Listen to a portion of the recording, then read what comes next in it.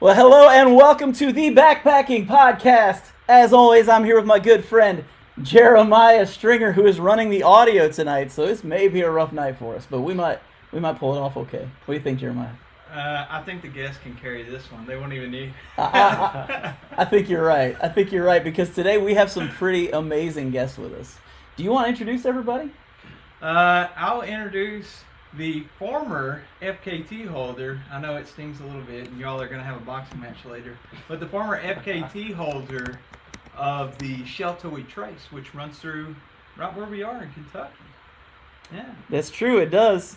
And I get to introduce the guy who actually is the current FKT holder, Mr. Ricky Vandegrift. Yep. That is a mouthful to say when you don't know it, and I'm very thankful that I was able to get that right. So let's just start off with. So Jason, how crappy do you feel that somebody beat your FKT? I actually feel really good. I know. No, it's been great hanging out with Ricky. Yeah. Hiking with him and getting to know him. So Yeah. It's interesting that you two have kind of built a friendship after this whole thing, which is really kind of cool. So, Ricky, how cool is it to own the FKT on a long trail? You know, at the end of the day, it's just walking, So, like... That's walking really fast and a lot of miles, man. That's not, like, minor at all. That's not minor. Yeah, it's a different experience than just going for, a normal weekend or something. That's cool, man. That's cool. Jeremiah? Well, I'm just thankful that you all graced us with your presence, but I heard that you all might have done a little hiking together after you finished your FKT attempt.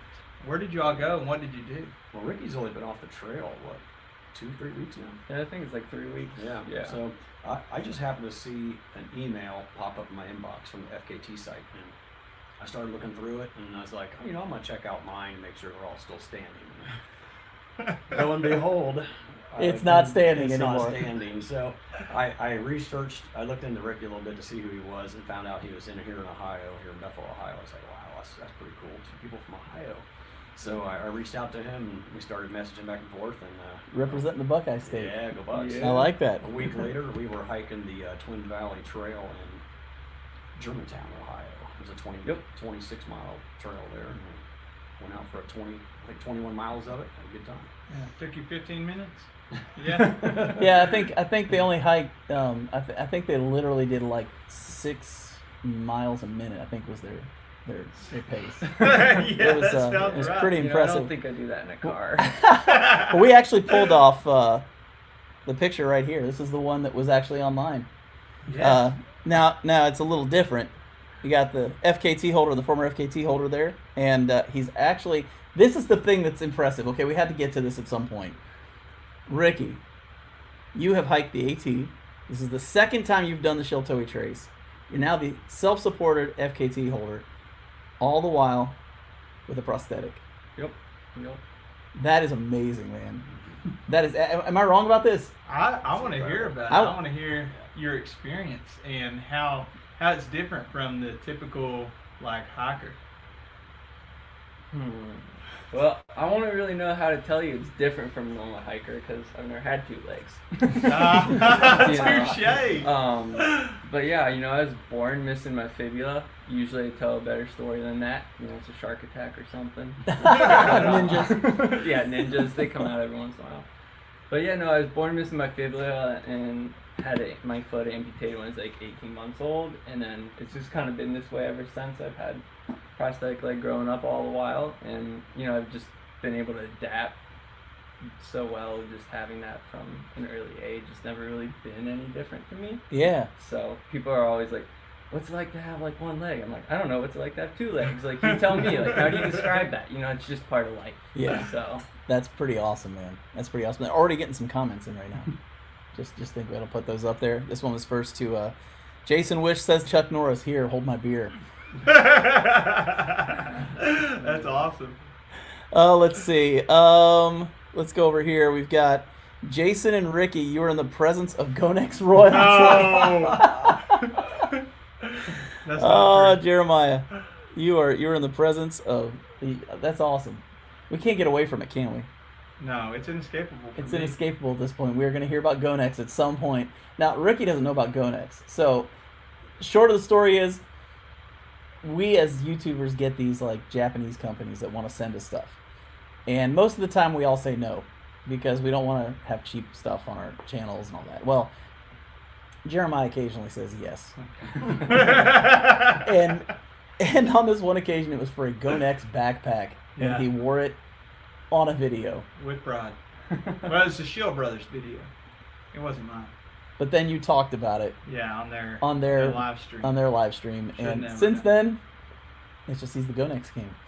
So Welcome to the palace. Oh, I'm man. curious about one thing, and if you would put your mic a little bit closer to your Okay. mouth, everybody will Yep. hear you a little better. But I was on a trip, and we were actually talking about you two guys, because you all both had set a record for the Sheltowee. And some people were of the opinion that you were actually at an advantage with one leg. What do you think about that? You think it's a cheat code? You think those people are taking a cheap shot? I mean, like, I always joke, half the legs, half the miles, right? You know? But, you know, That's awesome. Yes. but, like, you know, there's, like, one other person, amputee said at one point in his life, he's like, if it's that much of an advantage, cut your own legs off, you know? Or, like, Oh, so, There it is. I'll let you make your own choices, but... I like it, man. That's good. Well, since all of you guys that are here, like the three of you guys have all through hike long trails now. All three of you have.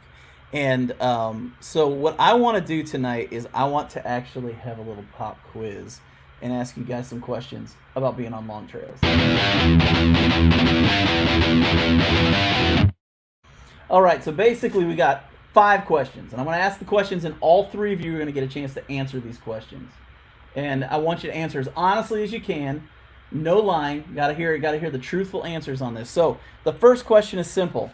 What is the strangest food you've eaten while on trail?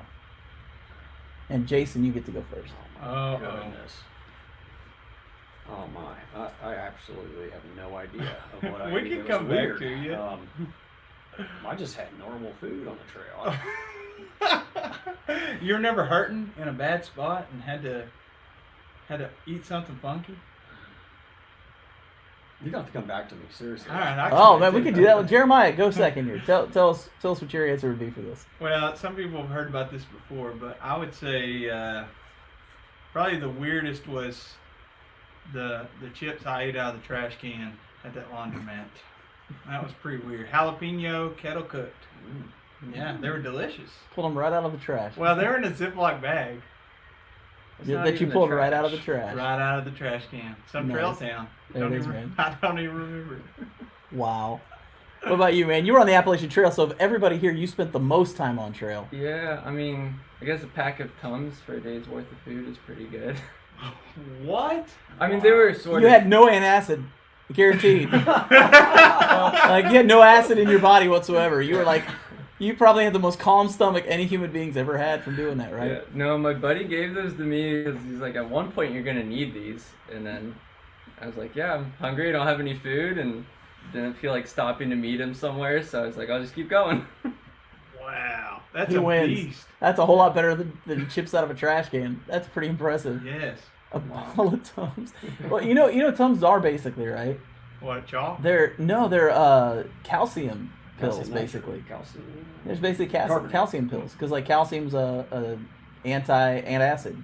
I So didn't know that at all. yeah, so like if you read on the back of them, they actually say that they're high in calcium. I wonder how many safe to eat. So your bones were strong. Yeah, don't drink any You had milk, some man. seriously Yeah. strong bones from that, Calcium man. overdose. Well, they were basically candy, like those sorted flavored small pack. Wow. Says we're having some issues with audio, so we're gonna check that real quick just to double check and make sure everybody's happy here because I'm seeing some things. Oh, watch this. Everybody's gonna get happy. All right, people, how are we all feeling? I think we should be happier now. Let's see. We'll find out here in a second. So for anybody who missed it, if the audio was a little rough there for a second, we just found out that Ricky here actually ate a bottle of Tums. Oh, just a small packet. Oh, it was a small. That was your whole day? It was like half a day or something. I thought you were like eating you ate like a roll of Tums for your whole food for the day. It was like 15 miles in the weights or something. So 15 miles in the Whites. Only the hardest section Yeah. of the entire AT. No big deal. You know, just these huge like 12,000-foot mountains. That's all. You they're know. not that big. Someone just said, "There we go." So we're back up here, guys. Sorry about that. We didn't realize that wasn't going right. So, Yeah. anyways, Jason, we're coming back. What was the weirdest thing you've eaten? Strangest thing you've eaten on the trail? This really isn't something that was weird, but it's the only thing I can come up with. I'm sorry. So I had 30 miles to my food bag on day 5 on the Sheltowee Trace, and I had nothing left in my bag. I'd eaten it all because I was behind schedule, except a couple of peanut butter and jelly wraps. I know that's not weird, but I had to survive 30 miles Bro, with 2 peanut butter and jelly wraps. I can't survive 3 miles without What are you something. talking? That took you what 3 hours to hike 30 miles? Everybody knows how you are, man. Like, come on. I wish I had a better story. Like my younger No, brother's you're good, a man. dumpster diver, man. He has all kinds of great food stories. I don't have anything like that. Okay. Question number 2, and we'll start with Jeremiah this time. We'll work our way around. What was the most uncomfortable place you've ever had to poop on trail? Have you ever been? I'm not. The reason I'm not asking you is because on the AT you have privies. I don't know if you've done some trails with privies. Yeah. No. Yeah. What about you, John? Yeah, I've done trails with Yeah. privies. Yep. So, have y'all ever had the privies that are just like inconveniently located right next to the trail, and it's like a half or a quarter of a wall, Yep. and it's like a throne, Yep. just sitting out next to the trail. If anybody walks by, full eye contact the whole way. Just kind of wave at them as they walk by. You have to embrace it. So I would say like privies like that. I try not to have to pop a squat in the woods. I try to always find a privy or wait. Yeah, you said you play the I don't poop game a lot. Yeah, don't poop in the woods. Yep. It's not that bad. There's a bunch of different ways to do it. What? You know, my buddy, the colonel that I go kayaking with, Yeah. he has never pooped in the woods yet. Ever? Ever. Wow, and he's been on a Prides lot of himself- trips with He you. prides himself on knowing where every location of bathroom is along the trail or river. Oh, wow. And he wanted me to bring that up. So, we didn't even tell you about the questions, and you're sitting here going, "Oh, I got the gold mine." They set me up for this. That's perfect, man. Ricky, what about you, man? What was the most uncomfortable place you've ever had to poop? I don't know. Pooping in the woods is pretty comfy, but Don't look at me. yeah, you gotta learn how to dig a cat hole, man. It's not that hard. Yeah, leave no trace. 6 inches. But yeah, one time I like to do the method where you like sit on a log and kind of hang your butt off and have cat hole under that, you know, because it's nice. Find a mossy log. I found a good one on the AT one time, but I sat on it and like I dug my hole and everything, and then the log broke and I go rolling down the hill. Oh, into So- the poop? No, it was before I started, pooping. Oh. But, yeah, that was just like a moment like, okay, that method's out the window now. We're not doing that anymore. Or at least from now on, you're going to kind of like double check before you Yeah. get everything started. So what about you, Jason? Mine was probably on the Sheltowee Trace. Day 6, maybe 7, near Flat Rock Church. It was early morning. I was going to be hitting the trail about 4 a.m., and there was no time. This was a quick escape from the duplex. 10 feet away from the duplex. So the leave no trace cat hole method all came after. So, I felt bad I wasn't able to get the 200-foot off trail like you're supposed to and dig the cat hole first. So, Well, anybody who knows the Sheltowee Trace knows like you're just basically road walking for like a third of the trip, basically. I was doing the section just before the Heidelberg March, and I was on one of those dirt country roads, but I had to hike it for like 5 or 6 miles, and I had never pooped in the woods at this point. But there was someone's private property on this side of the road, and there was someone's private property on this side of the road. And occasionally a car would drive by, and I just had to go, and finally I couldn't help it anymore, and I just squatted over a ditch and said, "Here we go," and just prayed nobody would drive up on me from behind, because they would have been the most uncomfortable thing for them on the planet. But I would say that we've all kind of had an experience that's uncomfortable when it comes to that one. Okay, this was Jeremiah's question he has for you guys. Who are the most interesting people you've met on trail? And Ricky, you get to go first on this one. It's a good question, isn't it? Interesting's hard. I mean, because like best people's a different category. You can change the question, man. That's fine. Oh man. Well, I mean, one of the best people I met is my friend Bumblebee. I hiked like half the AT with him almost, and we've been through a bit together, and he takes care of me now every once in a while. But man, interesting people. So there's this one guy in Vermont. He was doing like some trail magic. I don't know. He hurt himself or something. And I think he was like a bottle or two of vodka deep.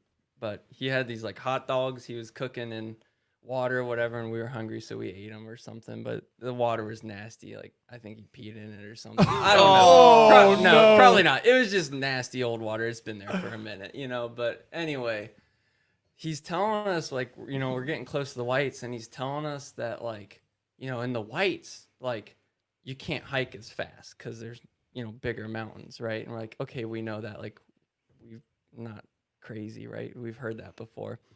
And so he's like, yeah, so, like, normally, like, hiking, like, miles of an hour in an hour, like 2, but, like, in the whites, like 1, like 3 fast, 4 flying. So, like, 3 but 2 but 1. And, like, he's just trying to tell us that in like the whites you might average like a mile an hour, but it was just like, so ever since then he's like an iconic person. We look back on him, we're like 3 but 2 but 1. We're like, yeah, 3 but 2 but 1.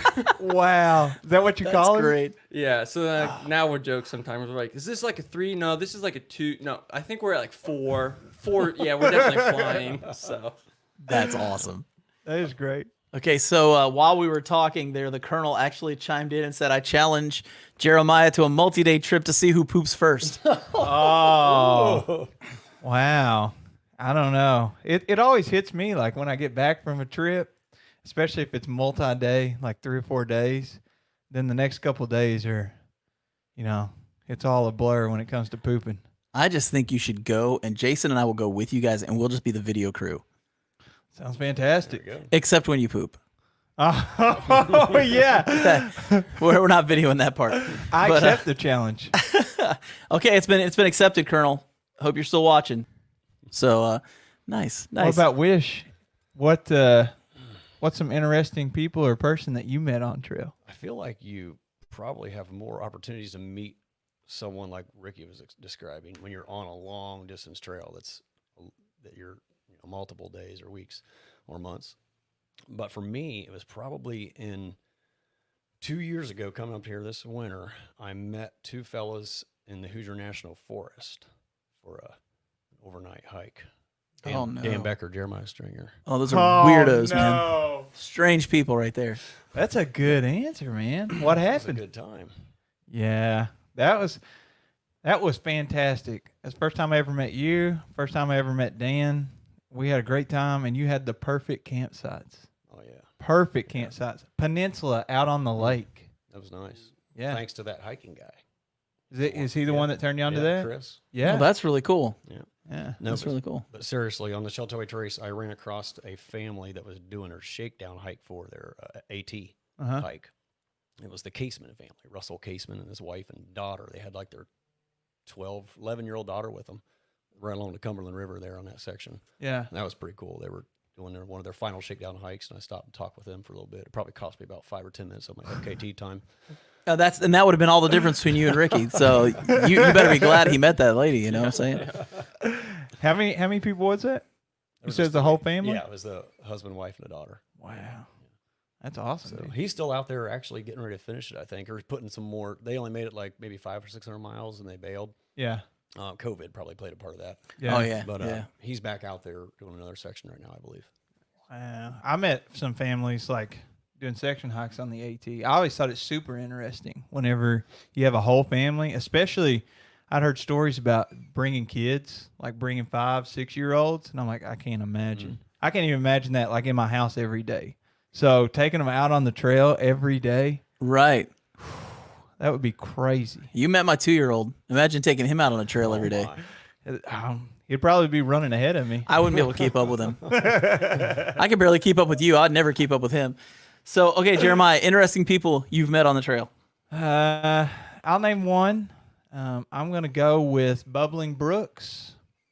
I don't know his real name, but his trail name is Bubbling Brooks. Bubbling Brooks? Yeah. And when I walked up, I'll have to send you this picture. Okay. It's on my Instagram, but when I walked up, he's at the shelter, and the next day he leaves, and he had a bicycle there with him, and he like literally strapped his bicycle onto the back of his backpack, like tied it on, and this was like one of those old Schwinn's with like the handlebars like this. He's like, yeah, I was trying to trail ride it down here, and then he strapped it, and it was literally 4 or 5 feet above his head, and then he had a pillow tied to this part of it so it didn't hit him in the head. And he's Really? like, yeah, he's telling us about like 3 or 4 dirty spills he had, because it's hard hiking up there. It's not maintained real well. It was the Vermont Long Trail, and I don't know. It was crazy. He slept on a Mexican blanket that night. Like, I was cold in my 15-degree sleeping bag on my X-Lot, and he's laying on the ground in the shelter on a Mexican blanket, no cover, just like a work jacket, like a Carhartt with a Forestry Service neon vest on. That's crazy. Odd, yeah. I had to show you the pictures. That's pretty cool. I think the strangest person I ever met on the trail was actually on the Sheltowee Trace. And it was weird, like really weird. I'm hiking along, and all of a sudden I hear somebody like yipping and yowling and doing noises, and they come running out of the woods, and it's this dude, and he's wearing nothing but jean shorts. And he just goes, yeehaw, just screaming, and just takes off. He spins in a circle and runs off the other way, and never saw him again. No shoes? No, nothing, just jean shorts. And he screams and yells and just leaves. And I was by myself at that point because I was doing a section from, I think it's Yamacraw to Cumberland Falls. Yeah. And it's like 33 miles or something like that. And so I was on day 2 of that. And I was about to Cumberland Falls, and this guy just comes yipping through it was the weirdest thing I've ever seen in my life. That's insane. Strangest thing I've ever seen in my life. Okay, next question. Gear. What gear should you have left at home? Yeah. My pack was heavy. Looking back on it now, Yeah. I thought I had it dialed in pretty good, but I think I would have left my Nemo pillow, a 6-ounce pillow. Whoa, that's saying something, man. But I thought having a great night's sleep, which the Nemo gives me, Yeah. I thought it was worth the extra weight. But I think I could have just got by with me and Ricky have been talking about this a lot lately. Is taking shorter cat naps, instead of trying to get a full night's sleep. I think I just would have, I would have loved to left my duplex home. But, I got caught in the rain, so I was glad I had it. Oh, yeah. If I knew there wasn't going to be rain, I don't even think I'd take a tent. I think I would just cowboy camp. Really? Yeah. And Wow. maybe not even take an air pad. I don't know. It's just, you want those comforts to help you recover through the night. Mm-hmm. But the more I look at doing another one of these, I'm thinking, do I really need all those comforts? Can I just get by sleeping less and push harder and have a lighter pack? And you're starting to sound like Bryce Newbold. Oh, man. Starting to get that stupid light thing going on right now. Yeah. Yeah. Me and Bryce have been talking about doing a little tarp camping trip here soon. Oh, really? I don't know. He's got like a 100-miler coming up here soon. So Yeah, we'll I have to saw wait about till that. That's all passed. Nice. Jeremiah, what will you wish you've left at home? Well, maybe a little controversial, but I took the same tent you did, the duplex, and I would have switched out that whole system for a hammock setup. That's what I would have done. And even if it weighed the same, I think I would have slept better. Yeah. Yeah, because I was sleeping in shelters, and I took a pillow, an air up pillow, but just for between my knees, and then my puffy was my other pillow. Yeah. What about you, Ricky? Well, what trail are we talking about? Any trail. It could be any trail. Ooh. In general, I think I pack too much food. Yeah. Like I don't, the amount of calories I need. Like I don't know. You're fighting a losing battle out there, so save a little weight, pack a little less food. But Yeah. I was going to say that's always been my issue is I always pack too much food, but I knew this last trip I went on over the weekend, a couple weeks ago, actually for the first time ever packed the exact amount of food I needed for the trip. The only thing I had left were 2 little Welch's fruit snack packets. That was it. Everything else was gone. I was so proud of myself. That's like the first time I've ever pulled that off. I So- can't do that. Yeah, I'm terrible at it. Okay, last question. What is the best celebration meal you've had at the end of a trip? Any trip. Any trip. It can be a weekend trip. It can be a long trail. What is the best celebration meal you've had at the end of a trip? You want me to go first? Yeah. Watch this. I just got back from a trip last night, and my wife made the best dinner I've ever had. That was bar none the best celebration dinner I've ever had. I can't wait to see you when I get home, baby. Are you just saying that for points? He is. Hey, He is copping out for points. We're all on the same team here, guys. Okay, outside of your wife cooking for you, what was your best celebration meal? He literally just copped out on that. Did you see that? Man. Oh my gosh. Kiss up, Okay. man. An alternative. I wouldn't really call this a celebration meal. I was out there for about a month whenever I did my through hike of the long trail. And at one point, we had spent a couple of days in the woods, and we all had the itching for pizza. We wanted it bad. And we stopped at a road, and there was a group of like 7 or 8 of us that were all kind of hiking together. We all stopped there, and we sent 3 people into town to bring us back pizza. So I would say that would be real high up there, even though it wasn't at the end of a trip. It was kind of in the middle. Yeah. Very cool. Very cool. What about you, Ricky? Mine was also kind of more in the middle, but when I got into Damascus, went to the grocery store and I made like a 10, 12 layer peanut butter and jelly, you know? Nice. Yeah, and I layered it with like, you know, peanut butter, jelly, M&Ms, bread, peanut butter, jelly, you know, coconut, bread, peanut butter, jelly, you know, granola. It was pretty tall. That's you know, a hiker so, trash feast right there. Yeah. That's what So that it is. was That's awesome. Yeah. And I started before with like a half gallon of chocolate milk and a pack of donuts and then passed out in the park. But, yeah. Wow. That's incredible. What about you, Jason? I recently went to the Adirondacks with a couple other guys from Indiana, Ohio, New Hampshire, and we did the High Peak Wilderness. And after we finished, And you almost killed David Gray. I did not. He I had heard that you knee did. surgery planned already. Oh, I'm pretty okay. sure. I keep getting blamed for that.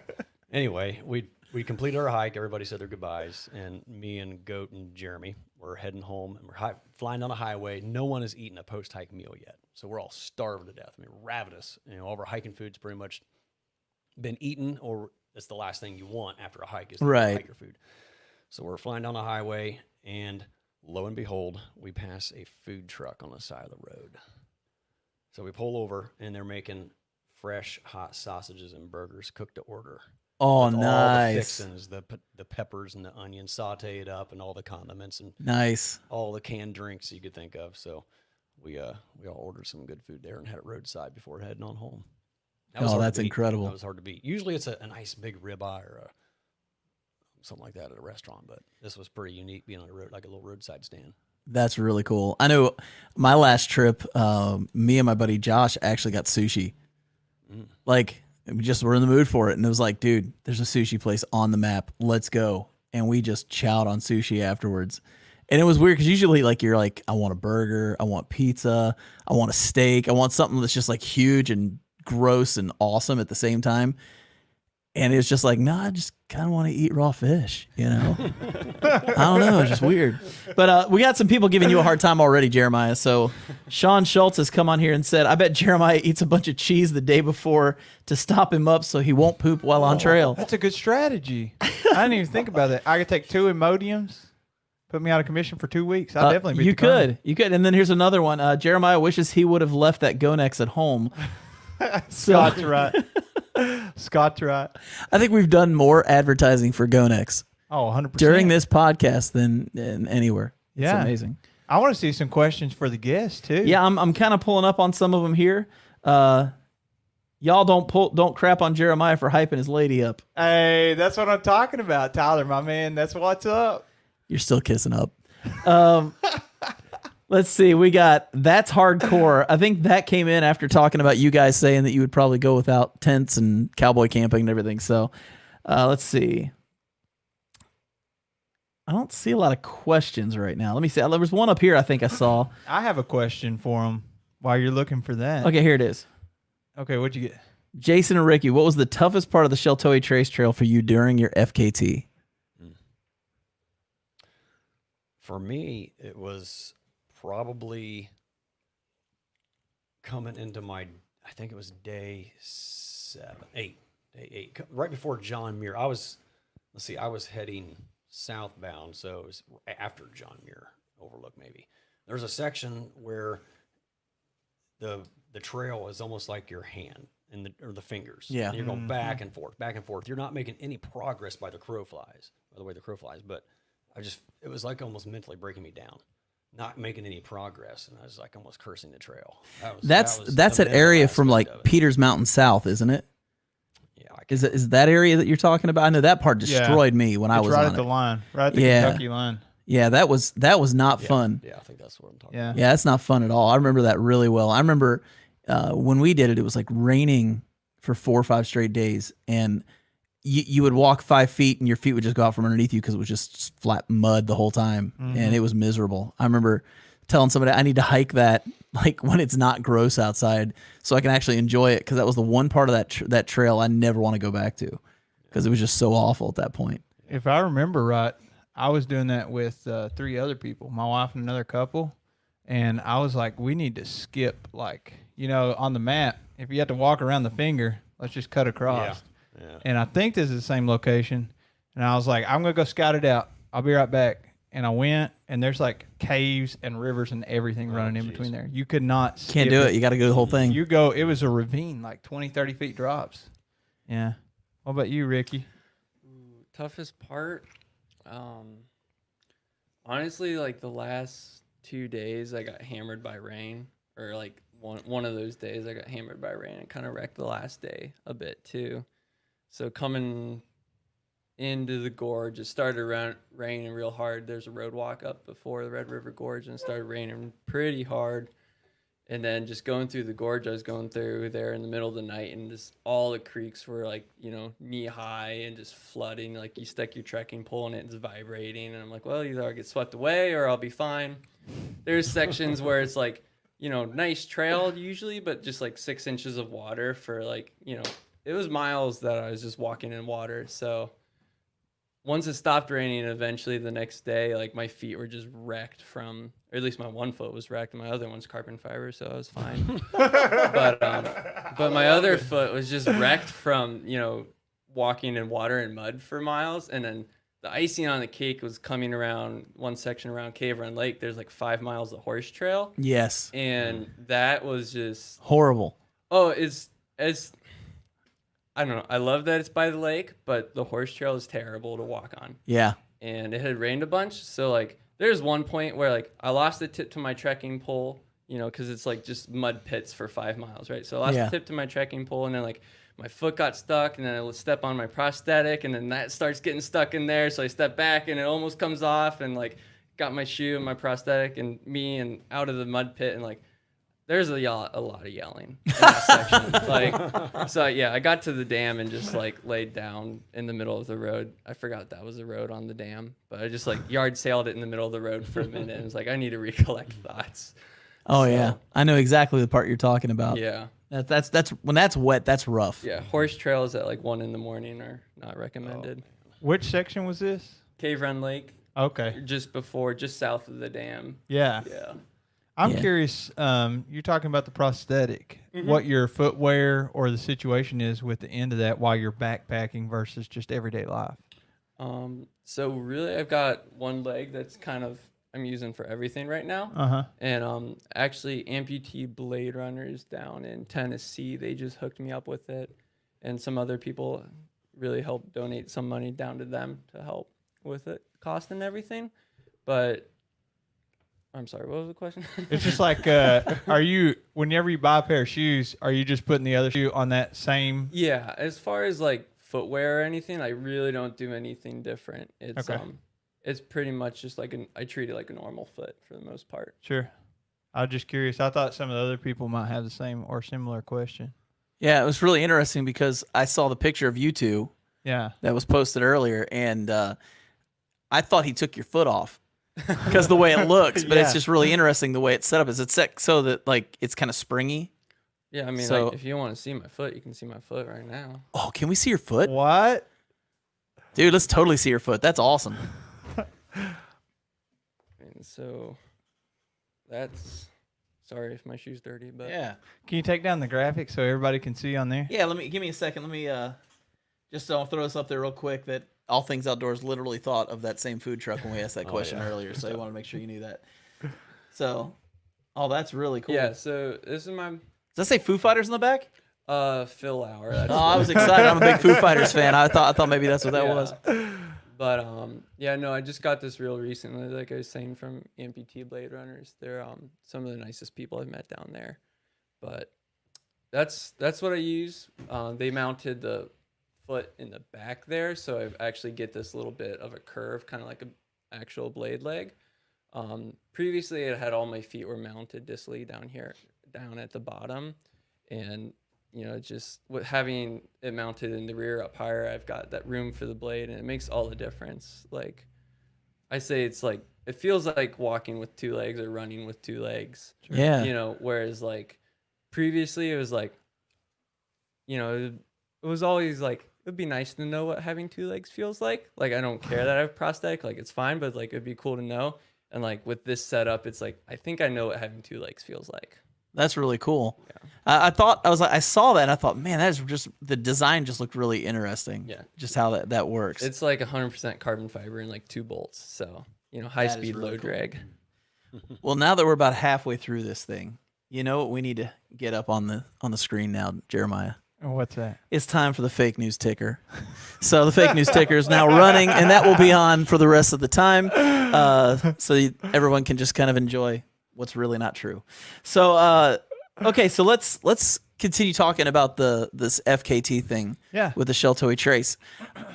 How do you find out about these? How do you find out like who's holding these FKTs, and how do you officially become an FKT holder? Because I mean, anybody and their mom could just go out and say, "Well, I did it in this many days." So, how do you actually prove that you did it, and how do you make sure that that's an official thing?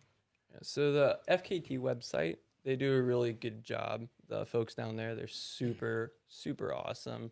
And they actually have a really great podcast to listen to, just that they go over some of those things on it, and various ones too, just to help people out.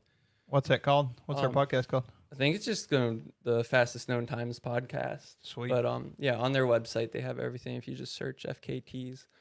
But yeah, as far as doing an FKT, you can get on there and you can search different routes.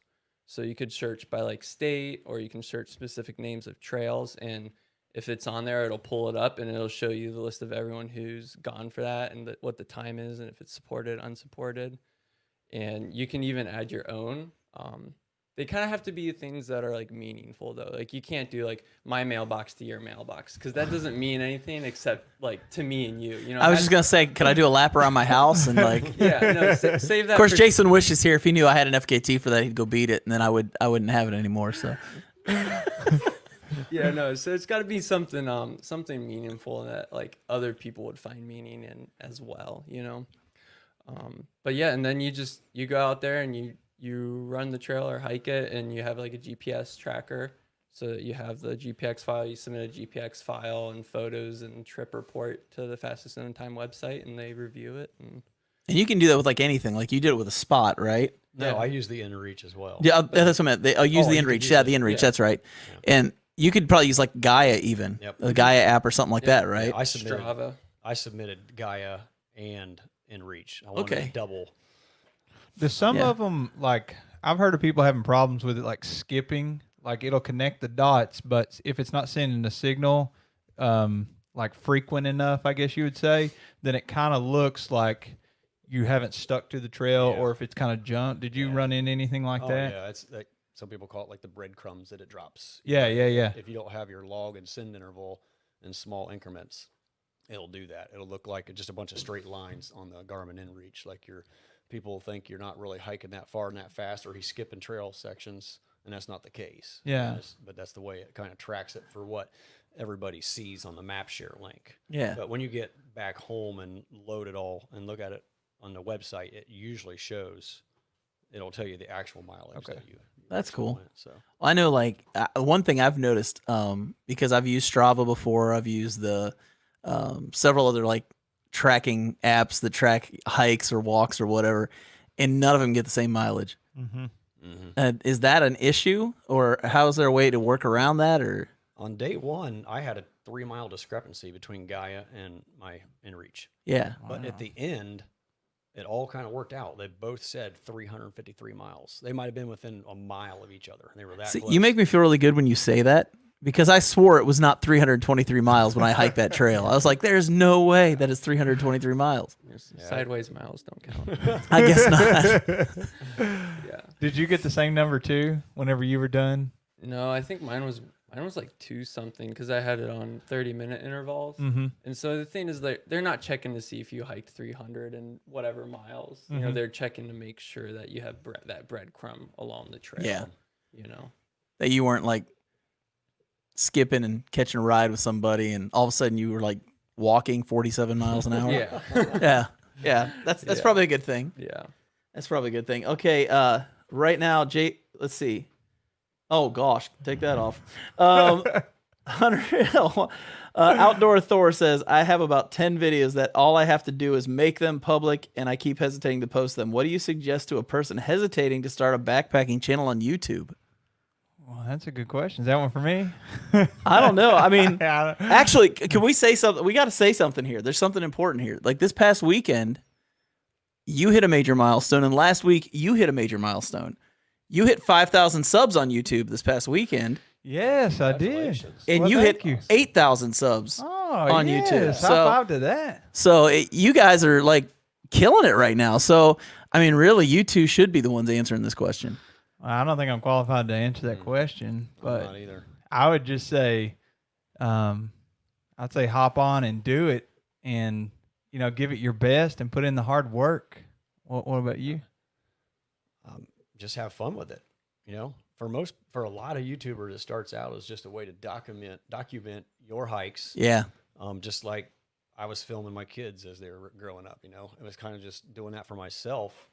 It's like my personal photo album, Yeah, but it was on YouTube, so it was kind of archived forever. On YouTube. sure. And then you get people starting to be interested in certain trails that you may have hiked and documented, and it kind of just takes off from there. So you just be yourself and have fun with it, and don't try to copy what other channels are doing, and you're usually going to have success. I think that's really important, being yourself. And I don't know if John can pull this up, but there's somebody I would like to mention that I got a message I was just from. going to say, why don't you talk about him, and I'll see if I can figure out how to get this up here. Yeah, for sure. So I got a message from, I guess it's, well, I don't want to say like grandma or aunt or whatever, but she went by Nan to this kid. Is this kid's Nan? So I'm guessing aunt or grandma or something like that.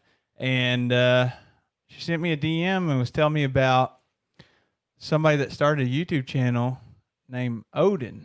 And COVID has like really, I guess, shifted everybody's life, but it took away a lot of this kid's hobbies like karate, basketball, all the things that kids do. So he turned to backpacking and hiking, and I wanted to talk about him just real quick here tonight. His YouTube channel is Odin on the Trail, and he's 10 years old. And since COVID threw that wrench into his plan of just his everyday life, he decided to start a YouTube channel. So I want everybody to go check him out. And I have a goal. I think last time I checked, he was between 60 and 70 subscribers. And his Nan wrote me a beautifully written, great message telling me, hey, he's been watching your channel. We've been really enjoying, what you all do. So I want to set a goal for him to reach 1,000 subscribers. Yeah. So at some point, hopefully, we can show you all his channel. I'm working on it right now. We're about to get there. So, All right, sounds good, man. But yeah, as for the YouTube question that was asked before, I think what Jason said about being authentic and being yourself and not copying other people, that's exactly what Odin's doing from the videos that I saw. But if you try to have some fake personality or something like that, then it really shines through, and you can't fake that forever. That's the truth. So That's the truth. you got to be you. You know. Yeah, and you said like he's actually having the time of his life doing this. Oh yeah, I saw. I just saw. I think his last video was him riding a bull, and he also interviewed. Have y'all ever heard of Boots Off Hostel? Yeah, I think Jim is the owner, if I remember right. Is it right here? This is his channel right here. Odin on Yeah. the Trail. 66 subscribers, Jeremiah. Yes, let's see what we can get into. We gotta get this kid to 1,000 subs. I love it. That would be great, man. He's what, 10 years old? 10, and he's interviewing. Is that it on there? Yeah, I think it's this one right here, Boots Off Hostel. Yeah, interviewing the owner of it. I think He's it's got 100 views on that too, man. That's awesome. That's pretty impressive. That's pretty cool. Like he's probably gonna like in a few years you're gonna hear him taking your all's FKTs. That's what's gonna happen. Wow. Yeah, thanks, John, for letting me mention that. Yeah, I know on you were podcast big tonight. about it. We talked about it earlier today, and you were just kind of like really wanting to talk about that. So Yeah, absolutely. Okay, I also want to get back to something that we were talking about earlier. I asked you about footwear, and I'm assuming what you just showed us wasn't the footwear you were wearing on the trail. But I'm curious. You've hiked a lot of miles. You have too, and I wanted to know what you all were going with whenever you were hiking. I used the Ultras. I was in the Lone Peak 4s on my FKT. Did you have to switch out? No, I'm sorry. I was on the Temp 1.5s. Oh, the tents. Yeah. oh yeah. Yeah. So I went through 3s, went through one pair of 1.5s training, then went to a new pair of 1.5s on the trail, and then into 3.5s, which, man, the 3.5s are, I'm sorry, the 4.5s are getting a lot of bad. You talking about the Lone Peaks? Yeah. Yeah. The Lone Peak 3.5 or 4.5s. I love them. A lot of people say they dig into their Achilles. I haven't had any issues with it, but I've been hiking a lot in the 4.5s, but I'm currently on the Olympus 4s because I'm dealing with a minor case of plantar fasciitis. It's been A little more nagging. cushioning. Yeah, that little bit of cushioning really helps. I really like them. Yeah. Thicker stack, higher stack height. So yeah, Olympus 4s for me, buddy. Nice. What about you? I've been slowly converted to being a Hoka man, so I like the thick boys. Hey, You know, man. they haven't treated me wrong. You know, every time I've worn them, they've been fine. So I used a pair of like Torrent 2s or 1s, I think. on the You're trail. speaking Jeremiah's language. The Hoka, you using the Speed Goats? No, I've had Speed Goats, but I've been using the Torrents lately. Yeah. Yeah, they're just cheaper. Like, honestly, like just cheap shoes, whatever can find the best deal on.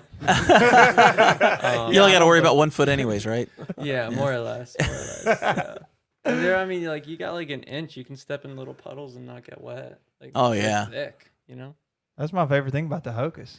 Mr. Backpacking with Jason, sir, convinced me to try out some Hokas. And I was Nice. using the Ultras, like you were talking about, the Lone Peaks. I went through a couple pairs of those. But the Hokas, like it's like a 3-inch sole on the back, you know? So it's like walking on clouds. I like it. Whatever makes your feet happy. What about you, yes. John? I've been rocking the Sauconys, the Mad River TRs. I'm like one of like 7 people in the entire United States, I think, who wears those things. But I love them, man. They're like stupid comfortable. And yeah, they just came out with the new ones. So I'll probably be getting a pair of those here before too long. So Yeah, the shoes there, I think it's a big deal. You were just talking about one of your feet was being destroyed. And horse trails do suck, by the way, walking through those beaten up paths. And I know all you horse people, don't get mad at me. I know you all are just out doing your thing, just like we are. But they do beat up the trail a lot. well, I will tell you this in defense of the horse people. The people who usually clean up the trail are usually the horse people. Like a lot of people don't realize that, but it's usually your organizations that put together these horse rides and stuff. They're also the organizations a lot of times who go out and actually work on the trails. That's true. Which So thank you, by the so way. they do try and clean up their mess. Like they're not like malicious people who are like, let's go ride our horses on the trail and destroy it and make all the hikers mad. But they do go out and do the work, which I didn't know that.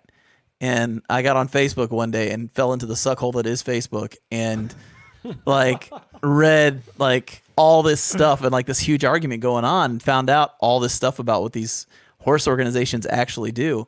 And one of them works hard on the Sheltowee Trace, actually. I didn't know that. So I read that. yeah. You're talking about, it was hard to get off that page. You got sucked into it too? Yeah, I got sucked into that so one. I do respect all the work that they do, and I'm Yeah. happy that they do all that. But at the same time, I me know. and Ricky were talking about that cave run section. Oh my goodness, yeah, it tore me up. That was what caused one of my first injuries on during my FKT. Tell us about it. Did you have some blister game going on too, or what's your injury? Yeah, well,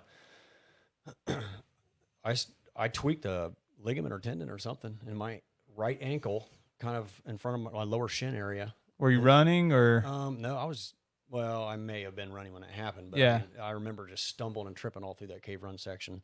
And then I pulled an Achilles or something on my left side. So I was hobbling at least 175 to 200 miles. I was hobbling through that. I was holding back so much. I remember you talking about that afterwards. You said you probably would have come in much quicker. Yeah, I was if telling that hadn't Ricky I happened. would have done it in 7 days and 4 hours. Speaking of, we haven't even said this yet. We haven't even talked about this yet. So what was your time on the trace?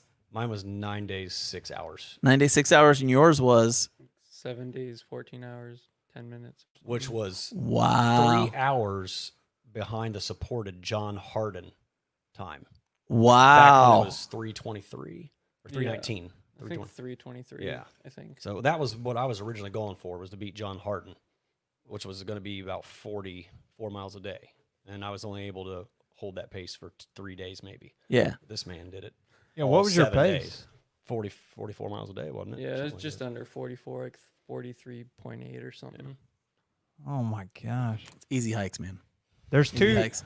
You heard Jason's going to be doing the perimeter trail, American perimeter trail, 12,000 miles. Yeah. He's going to try and average 87 miles a day. Fake news. Fake news, he says. I love it.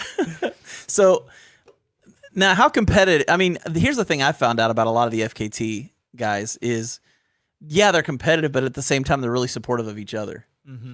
So, I mean, did you guys get to contact each other before this happened? I know you did with the previous holder when you went for it.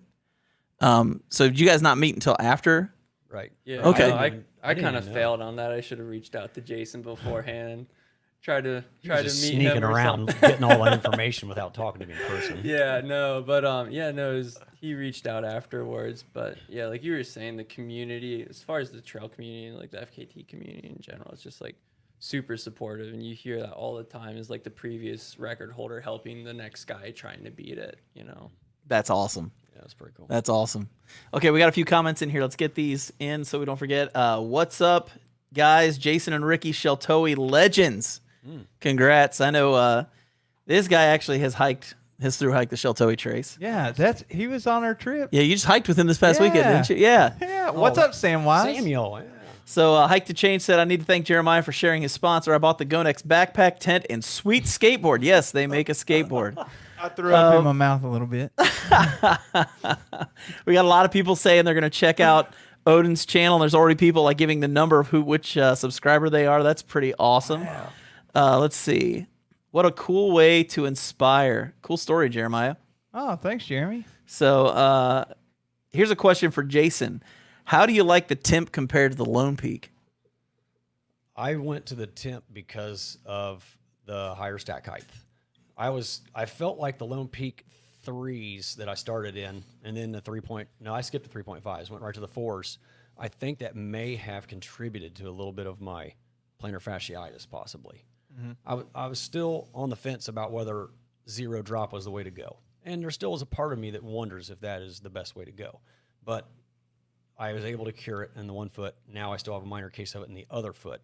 But that happened after the Sheltowee Trace. I think that's what caused that. Oh, okay. But anyway, the Temp 1.5s was kind of that sweet spot between the really thick stack height of the Olympus and the really small stack height of the Lone Peak. So, it was that middle ground. And I think Darwin's talked about this before on some of his videos. He's wearing the Temp 1.5s right now. Yeah, he owns like 6 pairs of them or something like they're that. nice shoes. I think Dan told me he's using those as well. Yeah, the toe box is just unbeatable. Yeah. That wide foot box, whatever you want to call it. It's Oddly enough, that's amazing. what I love about the Sauconys. They have that huge foot box, that toe box too. And actually, I'll show you here in a little bit, but I actually have a pair of Ultra Lone Peaks over here, and my toe box on my Sauconys is actually wider Really? than the one on the Ultras. Wow. A lot of people don't know that. Before I forget, on the Temp 2s, which are the ones that are out now, horrible for me. Really? They were super, super tight on my above my midfoot. Oh, where yeah. the laces are. I could barely get my foot in them. So That's they no good. changed something drastically on them. So I'm looking forward to see what the 2.5s or 3s or whatever the next temp's going to be. Oh, yeah. But right now, it's the Olympus. That's cool. You know, I like something that you said there is it's horrible for you because I can't remember somebody on this trip last weekend, but they're telling me about their shoe and they're talking about how narrow their foot was and how this one shoe is perfect for them. So I like that. I like that you were saying it's horrible for you, but that doesn't mean it's a horrible shoe. No, It's not the right fit for you. This wasn't the right fit for me, exactly. Yeah. Okay, here's a great question. I think anybody who's hiked the Sheltowee knows what this question is all about. Guys, tell us about the wild dogs along the trail. Yeah. Listen, okay, I'm going to start this one off because I took pepper spray with me because I knew the dogs were coming. I knew that I was going to hit that point somewhere with that road walk. And so I got to one point in the road where this one dog comes out. Next thing you know, I'm surrounded by 6 dogs, like circling me. And so I had to hike about a half a mile down the road before they went away. They were fine. They didn't do it. They just barked a lot, you know. But it was pretty obvious they weren't going to do anything. They were just kind of letting me know, hey, we're here. But I got to one house, and this was after Heidelberg. This was I had gone up. You kind of go through this like road that goes through a farm area and all this, and then you hit another little paved area there, and that's where these 2 dogs were. And there was this one huge one that comes up behind me, and it just starts barking and barking and barking. And it's starting to get kind of close, and it looks like it's angry. And I look, and this other dog comes running down a hill full speed. And I get that pepper spray off, and I engage it, and I get ready. And that thing was literally from me to you. And he was not stopping. I sprayed that thing right in the face. Wow. Yeah, I pepper spray. That thing was going to bite me, dude. Like 100% was going to bite me. Like I've never seen – I know when a dog's not happy and it's coming. Well, I sprayed him, and, of course, those dogs can smell the spray. So when I sprayed the one dog and he yipped off and took off, the other one realized what just happened. He just left.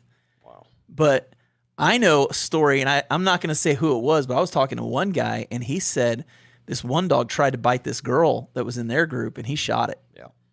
Wow. He shot the dog and actually threw it in the ditch and just kept going. I mean, these dogs are insane. I mean, you lucked out. I got a quick story. I know. Yeah, I want you to tell your story. So mile 96, starting northbound, starting from the north going south. I had read all about it on their Facebook page, and there's these 2 notorious dogs around mile 96. They the same 2 dogs that took Jupiter off his FKT attempt. Yep. And I was coming up on this spot. I was probably at 95 and 3/4. I mean, I'm almost there. I got my spray out, my dog spray, and I was also carrying my 380 firearm. And I'm almost there. I've been praying about what am I going to do when these dogs attack me. I've got to be ready. And this truck pulls up beside me, and it's like one of the last paved areas, you know. Before Right. Yeah. Oh, yeah. Yeah. And he says, "Hey, how's it going? Having a good hike today?" You know, just talking to me, and I'm walking along, and he goes, "There's 2 mean dogs coming up ahead. I just want you to be prepared for them." And I was like, "I'm ready. I know all about them. I've read about them. I got my pepper spray ready, and I got my 380 ready to go." And he looked at me and he goes, "I'm gonna run home and put those dogs inside for you then." So it was the owner I know, that pulled up beside me. It was so amazing. It was like an answer to prayer. You know, he was ahead of me, and I had never had any issues. But I did have about 60 dogs that came out barking at me on the road. Yeah. Like people just out there. I mean, nobody's out there except for hikers occasionally. I mean, nobody's out there at all. And but they're always bad. I mean, what was your experience? Honestly, they're really not that bad unless you like hate dogs. You guys hate dogs. I don't hate dogs. I love dogs. No, I mean like there's like a couple dogs out there you gotta watch out for. You know that they'll probably bite you or something. But I mean, I tapped maybe like 3 of my trekking poles. But like in general, like if you're comfortable around dogs, like and you just know that's like, okay, that section of road's your territory. I'll step off the road. Like they're okay with it, you know. But yeah, there's a couple dogs, but you know. What it comes down to is Ricky is the dog whisperer. Yes. Ricky's not about that fear mongering. No, Y'all are man. out here spreading fear. Ricky. Trying to keep up with the Wrestle it to the politics of the ground. day, man. I mean, Leave us they're- alone. Yeah, I mean, you do have dogs follow you and bark and stuff, but like for the most part, they're all right. Well, you lucked out then. Well, I don't know. I mean, there was one point when me and my buddy hiked it the first time. We had like 14 dogs following us down the road for Yeah. a bit. And another time, like 2 little dogs are just yapping at us, and like, you know, they're fine. They're just sitting there barking Yeah. and barking. Lady like peeks her head out the door, lets another dog out that's barking even worse than those 2, like, and comes after us. And we're like, I thought you were gonna put those away or something. You know, she's letting another dog out. So I mean, you know. Well, most of them, if It's you kid- don't go near their home, they'll leave you alone. Then occasionally you'll have this. It's like, I don't know. Those 2 were the only ones I really felt were violent. Yeah. Were those 2 dogs? Down there, the ones that pretend to sleep on the road, like right at the end of the Heidelberg March. Oh, they weren't pretending for me. They just were like, "We're gonna bite your leg. You look delicious." And so I was kind of nervous. The weirdest thing I saw though, I was hiking down. I think I was hiking down into. I can't remember the name of the town now. McKee, maybe. I was hiking down into McKee, and I look over on the left, and I'm doing this little road walk, which of course Sheltowee is 8,000 miles of road walking. I'm walking along, and over to the left, there's this house, and there's this giant pig just sitting in their yard. And they just look at me, and they go, "How's your hike?" I said, "Great." I said, "How's your pig?" And they go, "We don't know what this pig's doing here. It's not ours." Just some random pig sitting in their yard. So thought that was really funny. Okay, let's get back to some questions real quick, see what else is on here before we finish things up today. Let's see. 41 folks are watching. Let's see. Dogs always be plotting in packs. MK Ultra, he says some really funny stuff. Oh, he said something earlier too. Let me see if I can find it. It was really kind of funny. I always wonder if his channel name is about the MK Ultra stuff with the government and the like psychedelics and all that. I don't know, but look at this one. Bridle trails are great for squatching. Whoop. If you guys have never checked out like his channel, It's funny. it's awesome, man. It's really That really dude funny. cracks me up. I binge watch his entire channel one day. Yeah. Like, oh my gosh, dude's hilarious. I was being tracked by a Bigfoot, by the way, on the Sheltowee Trace. really? Yeah. And on the Quihana Trail and on the Al Sabo River. I've had 3 Wow. encounters in 1 year. With Sasquatch. Yeah. Wow. Did he look Rock like the Colonel? throwing and tree twists and tree knocks. Whoa. I still don't believe in them, but That's wild, man. that was a shout out to the Colonel. There you go. He wanted me to tell a Sasquatch story. There you go. I was almost gonna ask, was the Sasquatch's name the Colonel? So it says the cave run section is brutal. Jason is so right. Yeah, I remember that section was pretty rough. Let's see. Odin has 80 subscribers now. Well, nice. No way. Yeah, he's got 80 subscribers now. How awesome is that? That's He's got cool. it Just popping. keep doing it, folks. Keep giving him more subscribers. That's awesome. I've seen Restless Outdoors pop in the comments a couple times. I can't read that far. I'm really curious if it's something you can. That's why I have to be careful. I have to make sure like the kids can read this. Let me see. John always says, "Hey, man, my kids watch this stuff sometimes." So Okay, here we go. We're Here we go. family. When we do Linville Gorge next week, will Jeremiah be willing to carry my 2 cartons of Marlboros? I try not to include them in my base weight. oh, that's funny, Restless. Oh my gosh. Let's Those see. are, hey, I'll tell you, Restless, those are consumable items. So technically, those aren't even part of the base weight. Am I right?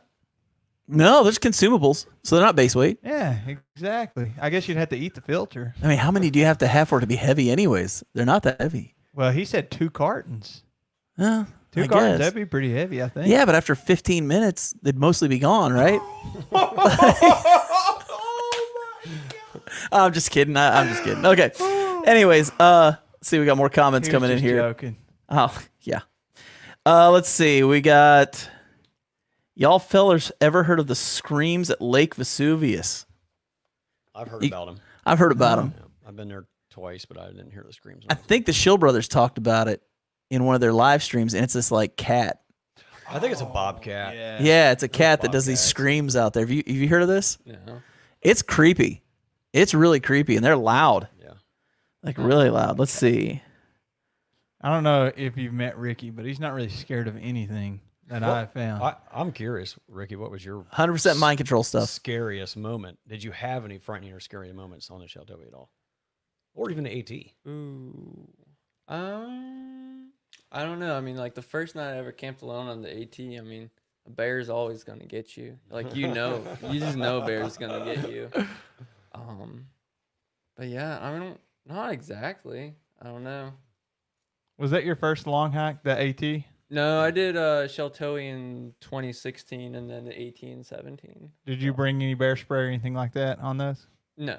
Okay. No. Yeah. I mean, if bear wants to eat me, it's gonna eat me. Yeah, true that. Me too. I can't fight off a bear. Yeah. You're not going to. My, No. 380 my 380 just would have made him mad, probably. You've just been like, really?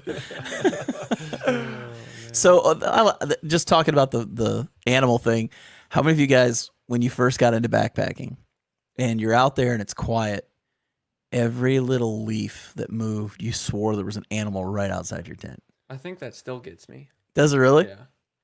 That and bugs. I hate bugs. Yeah. Oh, yeah. I hate spider webs. Ooh. I can deal with bugs. I don't like spider webs. Like, I hate spider webs. I hate it when you're the first person on a trail in the morning and you get them all. And it's like they're all over your face and your hat and everything. I don't mind doing it with Jason when Jeremiah's with me, though, because he's so much taller. I get the lower ones, but he still gets the other ones in his face. So it works out well. It It's part, of evens the out. reason, it's part of the reason I quit hiking in the summer months because of the spiny microthena that spins its web across the trail. Yeah. Yeah, I hate that. That's why I got into kayak camping. It's like hiking with your arms. Oh, nice. Nice. I've seen a lot of your kayaking videos. They're fun, man. That's a good time. Except when you go across lakes. That didn't look fun at all. No, they're not fun. The ponds. Yeah, that didn't look fun. I think this spoiled me, but like whenever I was doing the long trail, I was sleeping in the shelter. I slept in the shelter like every night but one so that I could hang out with my trail family. And I always used earplugs every single night because it's like a symphony of snoring in there. Mm. So I will still do that. And some people tell me like, dude, that's not safe. You know, because you're talking about the leaves and stuff. Yeah. What if there really is an animal or something outside of your hammock or tent? And I'm just like, oh. I mean, like you said, if it's a bear and I'm in that burrito, it's going to eat me. Yeah, man. If he's in the mood for Mexican food, you're gone. I'm gone. Yes. It's over. So I still wear them. I wear them. Earplugs. I wear them. I only wear them when I'm with Restless Outdoors or Outland. They Or, Lance- David Gray. Oh, you don't want to hike with me, bro. It sounds like I just turned on a chainsaw when I went to bed. So, although I will say we went out with Jason, with Mr. Backpacking with Jason Sir, and we went out with Ben McMillan. And I'm gonna tell you, all four of us snored because I woke up in the middle of the night and it was this beautiful chorus. Like, It's like I mean, harmonizing. it really was. There was harmony going on there. It was amazing. Everybody was really into it. Now, are you a snorer? I've been told I'm very nice to sleep next to in a shelter. Really? Yeah. Wow. And I mean, I find the snoring symphony, like if you learn to like think about it right, like it can put you to sleep. Oh, you my know? goodness. Yeah. You know, it's just all your perspective on things. That's life. Ricky has to be like the nicest person we've ever had on this show. Yes. He's the youngest, but most introspective. Yeah. Like relatable. You get a lot of time to think when you walk. That's the truth. That's the truth. Well, and a lot of people don't. You're only 23 years old. Something like that. Some, That's what they tell me. so you're only 23 years old. You've already hiked the Appalachian Trail. You've already hiked the Sheltowee. And what's your next big trail? I think I'm gonna end up hiking the CDT this summer. So I'm hoping to get a gig ridge running in the Smokies on the AT this spring, and then head out to the Continental Divide Trail later this year. Southbound it. Southbound it. Yeah. That's interesting. Most people go northbound. Yeah, well, I gotta make money. So you can't end north late in the year. Yeah, well, no, and I really want to get work back on the AT as a ridge runner, just because I really enjoy doing that and educating about leave no trace and helping people understand how to take care of the trail, and especially a lot of people that aren't experienced and just need help understanding. So teach them the why behind things and give them backpacking tips and things. So it's really rewarding work. As somebody who's done the ridge running thing, what is the most annoying thing you run into when you're out in the woods that you see people do pretty consistently?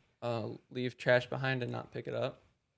I mean, I've met people in the woods that they've come up to spots where it's trashed and oh, it's a shame it's trashed, and then turn around and leave. It's like, if everyone just does picks up one piece a day, that's going to make a huge difference. So Yeah. just it's a challenge I have for myself is every time I'm out, even when I'm doing an FKT, it's I stop and pick up at least one piece of trash every single day, or multiple times a day. 'Cause it's it's the right thing to do. So we got to do it. He picked up 10 pieces of trash on the Twin Valley Trail last week. I didn't even That's see awesome. them. I mean, he sees these little flecks the size of my thumbnail, and he's stopping and picking them up. So, Of course, it's pretty cool. when you worked as a ridge runner, you probably you're attuned to that. Yeah, I mean that, and I've done other things where you're picking up trash and stuff. So I've got litter eyes. Yeah. You all, as ridge runners, are y'all typically the ones, or is it more like volunteer groups, or like y'all were talking about earlier, the horses, people like volunteering to ride and pick up? Are y'all normally the ones that have to carry out, though? Like if somebody leaves, say in a shelter, they're inexperienced, they leave some canned food or some bug spray, or they bring in like big bottle, maybe a bottle of shampoo, whatever. Is it typically the ridge runners that have to do all that? Yeah, on the AT, I would say for the most part, I mean, it varies a little bit from state to state, but I was working in New Jersey as a ridge runner in 2019, and yeah, I get to shelter sometimes, and like the bear box was littered with stuff, or like there's a spread left out on a shelter, and obviously it had been left behind. No one was coming back. I think there was like a note that they had left it there or something. So, I had to pack out like 20 pounds of food and like a Sawyer filter and like bear spray and all this stuff, So, yeah, if it's out there and no one carries it out, it's not going to leave. So. My goodness. Yeah, I know when we were just down in Grayson Highlands, and myself and my buddy Josh were hiking out, and we didn't get a mile from our camp, and we just saw smoke coming across the trail, and somebody had left their fire, like all the embers were glowing red hot, and left firewood laying on top of the embers. And I remember I even got it on video, and we put it out. I mean, we didn't have much water left, but we used the rest of it and just filtered later on. But we were angry. I mean, that to me is like one of the most dangerous things you can do. You would think after what's been going on in California, people would know better. Yeah. like don't leave your fire going. Like put the stupid thing out when you're done. But yeah, just people not thinking, just kind of. And I think a lot of that is they're not educated, in what's going on, and they're just going out for a weekend with their buddies. And I just think a lot of people don't realize, take care of the place. Yeah. That's so important. It's like a lot of people don't know. So just like before you go, like try to do research, try to ask questions. And I've made my share of mistakes and done a lot of things that aren't leaving no trace in the past, but like you learn and try to do better, We got a few things being said right now. We got that hiking guy said, I pick up so much trash every time I'm out. It's becoming a huge problem. Let's see. I have hats off to LNT peeps. Thanks for leaving the place nicer than you find it. Justin Outdoors, man, so much respect for that. Here's another one. Look at this. I've picked up maybe 6 full tent setups in a year. Oh my. Yeah. I mean, I was gonna say when we were hiking, I was down on the Smokies last month, and we were hiking down through, and we saw this tent that was there when we were heading up, and we saw it again when we were heading back, and we just were like, we weren't sure if somebody was actually in the tent or not. And there's a part of me wishes we would have gone over and checked to see if somebody just left the tent there, because the one side was kind of caved in a little bit. Yeah. We were like, Probably it's one of those things you just don't know. Because what happens if there's just some dude and he doesn't know how to set up a tent and he's sleeping in it, and you go and you bother him. It was one of those kinds of things. It was just like, I got like a closing question, and you can ask them too if you want. I have a heart out in like 15 minutes. So I know I feel like I'm always the bearer of bad news. I'm like, John, we've done an hour and a half. We got to go. But I just was curious about y'all's food situation, because there's a difference between like supported, self-supported, and unsupported. And Jason, I saw you at the Ohio meetup. How long after your hike That was was that? like a week. Yeah. 10 days And after. no offense, dude, but you looked like you had been on like chemotherapy or Oh, something. man. It was bad. So I was curious on y'all's food situations. Can you enlighten us on, were you measuring calories per day or weight of food per day, and were you actually caching it, or how does that work? Yeah, I went to great lengths to make sure that I had tons of food. A little different than what Ricky's outlook was on it. He thinks he could probably get by with even less. But because we were talking about this the other day, or maybe your body can only, what's the word, utilize all that food you're putting into it. I just kind of guessed, since this was my first attempt at doing something like this, that I would need at least approximately 5,000 calories a day. So I actually measured out each day. I had a gallon Ziploc bag for each day with 5,000 calories in it. And I cached a bag at the halfway point. That food was really heavy. You know, I made sure I was still at 120, 130 calories an ounce. So I had a lot of high calorie foods. If I was to do it again, I would probably, if I was going self-supported again, I would probably do at least 4 drops. I was just gonna say, would Probably. you have more caches? Yeah, because I think I could have moved a lot quicker. And in that one day, I was telling you, I barely made it to my food bag.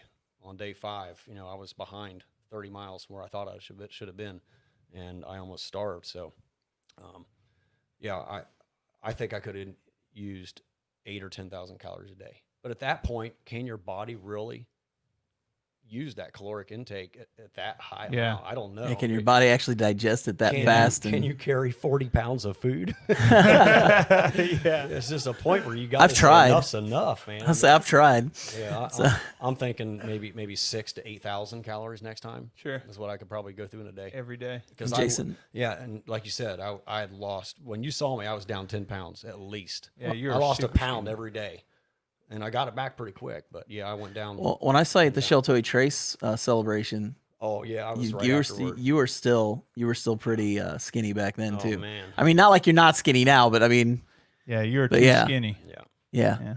So somebody actually wanted to say something to Jason. Why does Jason drop pumpkins off silos? Who is that? This is Ron Mueller. Ron Mueller. Ron Mueller. Oh, it's just something fun to do. A little clickbait to watch my pumpkin video. That's funny. Ricky, what was your whole food situation? You'd eat even less? Yeah, well, I mean, kind of like Jason was saying, we've been talking about it, and like you're fighting a losing battle as far as calories if you're doing 40 miles a day. Like you can't eat 40 miles a day's worth in calories. Like you can't. So, you know, the difference between having 5,000 and 6,000 calories, like, is it really going to be that big of a difference performance wise? Like, you're still losing by probably 5,000 calories a day or something ridiculous. You know, I don't know how they calculate that math, but you're losing by a lot. So I think I had somewhere around like 6,000 a day or so, roughly. Like I sort of calculated, but not really. But yeah, you know, just I think the weight, saving a little bit of weight there would have been worth it. Is it even possible, like the people on Alone, they'll put on some weight even though they're training for the show? Did y'all ever consider doing something like that? Like they'll try to put on 20 pounds. Well, and I know you got to carry in it. theory, but then you got 20 pounds you got Right. to carry down the trail. So, Yeah. I actually, even though I lifted consistently and was running, biking, and walking consistently with a pack weight on, I actually probably cut a few pounds because I was losing some body fat Right. and, maintaining my muscle going into the FKT. So I was actually a little leaner starting. So I don't know. I think that would probably hurt you. Maybe I don't show like Alone where you're not can hiking sit. 40 miles a day. You're Right. being a little more lethargic during the day than you are on FKT. It's a little different. I would just say, like, advice wise on food, just like bring as much as you can reasonably carry in combination of process. And it depends. Like, if you're trying to go really fast, Yeah. kind of need the calories. But like if you're just hiking a normal day, like you can get by with whatever you want. Yeah. So now that you guys have done this FKT thing, you guys think you'd ever do the Eco Challenge? What's that? Do you know what the Eco Challenge is? It's called the world's toughest race. Oh, yeah, I've seen one. Oh, I think you guys would be great for that.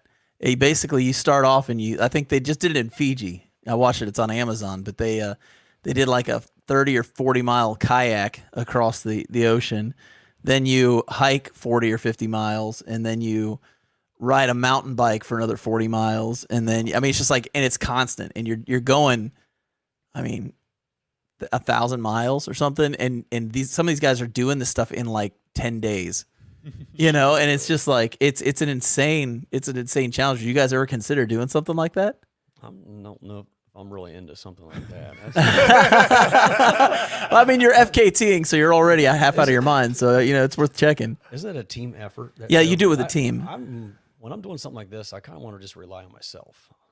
I don't know. I've never tried anything like that. So, Yeah. It'd be interesting to consider, but most likely not. Yeah, I don't don't know. I mean, it would be fun to get into something that's a little multidiscipline sometime. Like I've done a couple adventure races, where there's some mountain biking and Yeah. some kayaking, and it's fun.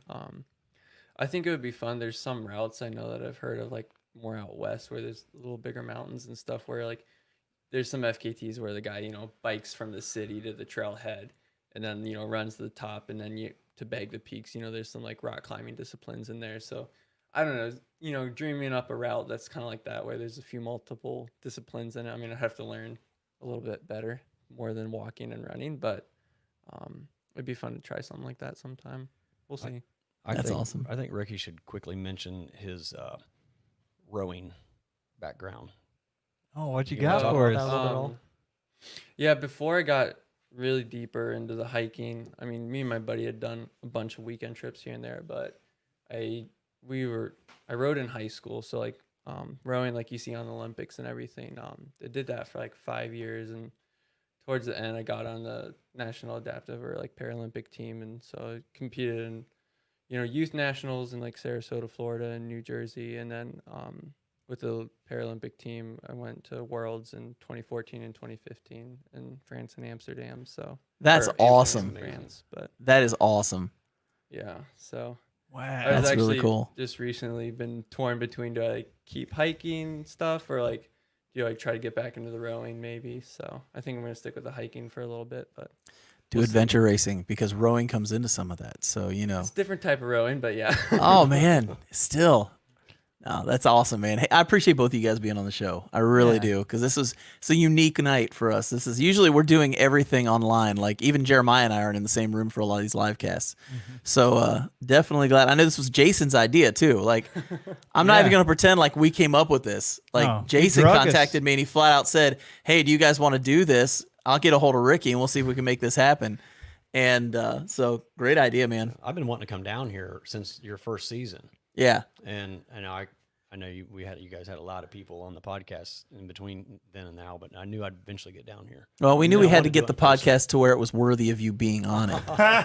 So, we had to build it up to the point where having Jason Wish on here was right. We had to make sure we got Darwin on here first and then get it to another level so we could get Jason on here. So on. that's what it came down to. So I appreciate you guys so much for being on the show. Jeremiah, you got anything else for us before we sign off? I just want to know where everybody can follow you guys and find you guys, and especially, what you're doing in the future too. So where can they find your all's information?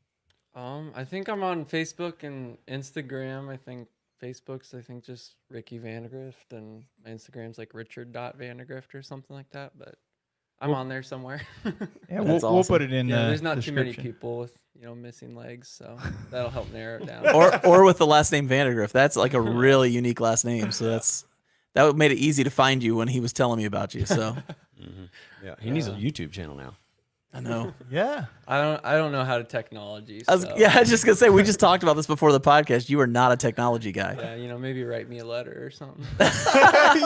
Snail mail. What about you? My YouTube channel, Jason Wishwell Farms, because we also do farming videos, Yeah. kayaking videos. Instagram, I don't do much with it. It's under the farm name. It's probably Wishwell Farms. Mm-hmm. And then Facebook is I have a Jason Wish Facebook and a Wishwell Farms Facebook page. Awesome, dude. That's Very all cool. I have. I've really enjoyed having these guys on and getting to talk to you. Thank you all. Yeah, thanks so much for having us. Yeah, man, it was awesome. Had a blast. Well, folks, thanks for tuning in. And for myself and the redheaded wonder, Jeremiah Stringer, you'll have a great week. We'll catch you in the next go round. Freaking NASCAR.